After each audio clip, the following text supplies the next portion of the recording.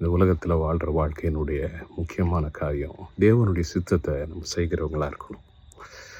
ஆண்டவராக இயேசு தேவனுடைய சித்தத்தை செய்கிறவராக இந்த பூமியில் வந்தார். தேவனுடைய சித்தன்றது மனுஷன் நினைக்கிற மாதிரி கிடையாது. அவருடைய எண்ணங்கள் உயர்ந்தவைகளாக இருக்குது.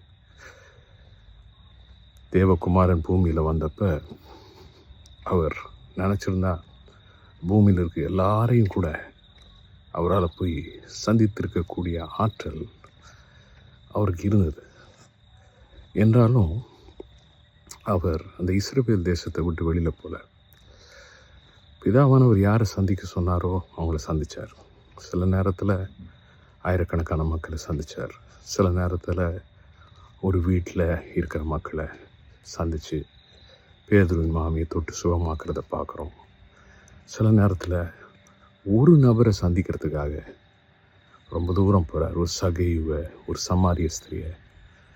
ஆனால் முடிவில் அவர் சொன்ன காரியம், எனக்காக நீங்கள் வச்சதை நான் செஞ்சு முடிச்சிட்டேன் அப்படின்னு சொல்லிட்டு. நம்முடைய வாழ்க்கையிலும் நாம் மனுஷர்கள் நினைக்கிற மாதிரி நினைக்காம தேவனுடைய திட்டம் என்னவோ அதை செய்கிறதுக்காக நம்மளை அர்ப்பணிப்போம். அதை நிறைவேற்ற பலனை கேட்போம். அதை அவர் உதவி செய்வார். சித்தத்தை நிறைவேற்றும் போது கர்த்தர் நமக்கு உதவி செய்து அற்புதங்களை செய்வார். அவருடைய நாமத்தை மகிமைப்படுத்துவோம். அவருக்கு சாட்சியாக இருப்போம். God bless you.